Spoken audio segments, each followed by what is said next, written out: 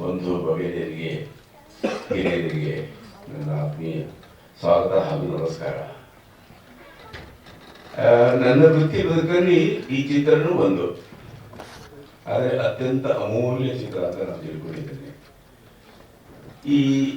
ನನಗೆ ಈ ಪಾತ್ರ ಯಾಕೆ ಬಂತು ಅಂತ ನನಗೆ ಗೊತ್ತಿಲ್ಲ, ಅದು ರವಿಯವರೇ ಹೇಳಬೇಕು. ಈ ರವಿ ಅನ್ನುವ ಒಂದು ಅದ್ಭುತ ಸಾಹಸಿ ಅಂತ ಹೇಳ್ತೀನಿ. ಅವ್ರು ಮುಟ್ಟದ ಇದಿಲ್ಲ, ಶಂಕರಾಚಾರ್ಯ ಮುಟ್ತಾರೆ, ಅವರು ಹೋಗಿ ಹೋಗಿ ಗುಂಡಪ್ಪನವ್ರು ಮುಟ್ತಾರೆ. ನಾನು ಬೈದೆ ಅವರಿಗೆ, ಯಾಕೆ ಸ್ವಾಮಿ ಅಲ್ಲ ಆಗದ ಕಥೆ ಅಂದ್ರೆ ನನಗೆ ಬಿಟ್ಬಿಡಿಯಪ್ಪ, ನಾನು ಮಾಡೋದಿಲ್ಲ ಅಂತ ಹೇಳಿದ್ದೀನಿ. ನಾನು ಈ ಚಿತ್ರ ಬಿಟ್ಬಿಡಿ ನನಗೆ ಆಗಲ್ಲ. ಯಾಕಂದ್ರೆ ಗುಂಡಪ್ಪನವರ ನಾವು ಅವ್ರು ಓದ್ಬೇಕು, ತಿಳ್ಕೋಬೇಕು, ಕನ್ನಡದ ಭಗವದ್ಗೀತೆ ಬೇಕು, ಒಂದು ಸ್ವಲ್ಪನಾದ್ರೂ ನಾವು ತಿಳ್ಕೊಂಡಿರ್ಬೇಕು.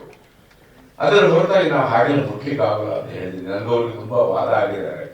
ನಾನು ಆಮೇಲೆ ಅವ್ರನ್ನ ಪ್ರತಿ ಹಂತದಲ್ಲೂ ಬೀಳಿಸ್ಬಿಟ್ಟಿದ್ದೀನಿ, ಯಾಕೆ ಹೇಗೆ ಏನಂತ. ಅದ್ರ ಒಂದು ನನಗೆ ಎಸ್ಕೇಪಿಸಮ್ ಏನಂತಂದ್ರೆ, ನಾನು ಗುಂಡಪ್ಪನವರ ಚಿಕ್ಕಪ್ಪ, ಆದ್ರಿಂದ ನನಗೆ ಅಷ್ಟೆಲ್ಲ ಜವಾಬ್ದಾರಿ ಇಲ್ಲ ಅಂತ ಕಾಣ್ತದೆ.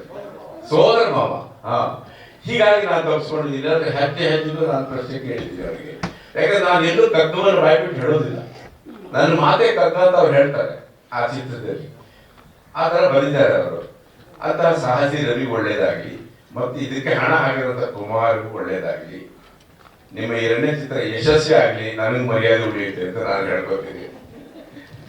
ಆಗ್ಲಿ, ಚಿತ್ರ ಯಶಸ್ವಿ ಆಗೋದು ಮುಖ್ಯವಾಗಿ ಕನ್ನಡವನ್ನ ಗಟ್ಟಿಗೊಳಿಸಿದೆ. ಕನ್ನಡ ಚಿತ್ರರಂಗದಲ್ಲಿ ಇಂಥದ್ದು ಒಂದು ನಡೆದಿದೆಯೇ ಅನ್ನೋದು ಆಗ್ಬೇಕು. ಅದು ಆಗ್ತಾ ಇದೆಯಲ್ಲ, ಆಗಿದೆ ಅಂತ ಹೇಳ್ಕೊಳ್ಲಿಕ್ಕೆ ಅಡ್ಡಿಲ್ಲ. ಯಾಕಂದ್ರೆ ಮಹಿಳೆಯರು ತುಂಬಾ ಜನ ಇದರಲ್ಲಿ ಇದ್ದಾರೆ, ನಾನೇನು ಹೆಚ್ಚಿಗೆ ಹೇಳೋದಿಲ್ಲ. ನಮಸ್ಕಾರ, ಎಲ್ಲರಿಗೂ ಶುಭವಾಗಿ. ಧನ್ಯವಾದಗಳು ಸರ್. ಹಾಗೆ ಭವ್ಯಶ್ರೀ